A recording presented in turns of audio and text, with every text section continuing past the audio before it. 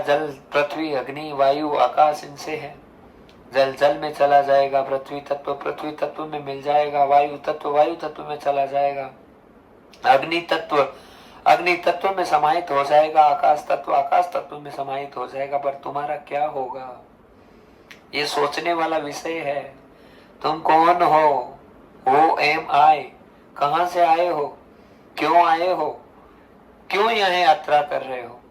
इस पर्टिकुलर घर में तुम्हारा जन्म क्यों हुआ है? यही ये लीलाएं सारी क्यों चल रही तुम्हारे साथ? ये बहुत सारे प्रश्न हैं और उन प्रश्नों का उत्तर हम अपनी आत्मा में ही खोज सकते हैं भक्तजनों। पर आत्मा में भी जब ऐसे प्रश्नों को ढूंढेंगे या खोजेंगे तो उसके लिए उस आत्मा में भी बहुत बड़ी सफलता चाहिए, बहुत बड़ा उत्साह चाहिए, बहुत बड़ा आनंद चाहिए। तब जाके ऐसे प्रश्नों का उत्तर हमें अपने ही अंतःकरण से मिल सकता है।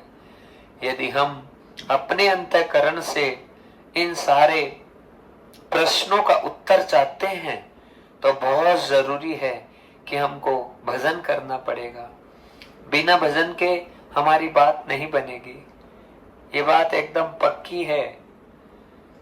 हम जितना संसार कर लें, सबसे बड़ी जीवन की सच्चाई है एक दिन तो संसार को छोड़ना ही पड़ेगा।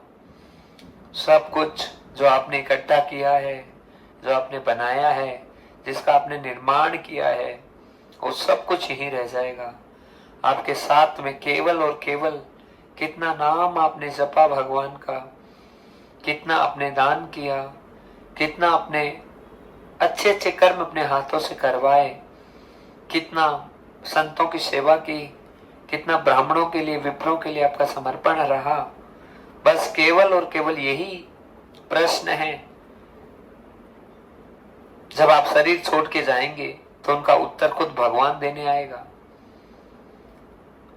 महाराज, अपने जीवन को इतना सबल बनाइए, इतना महान बनाने की कोशिश करें कि भला कोई भी प्रश्न आपके जीवन में आ जाए तो उसका उत्तर पहले से तैयार रहे और कभी हम फंसे ना। ये बात बहुत जरूरी है भक्तजनों कि केवल भजन ही वो पूंजी है, भजन ही वो साधन है जिससे हम सहजता से इस संसार वैतरणी को पार कर सकते हैं। बहुत मुश्किल है संसार से निकलना, इस मोह से निकलना, इस माया से निकलना। बिना भजन के तो असंभव है भक्तजनों।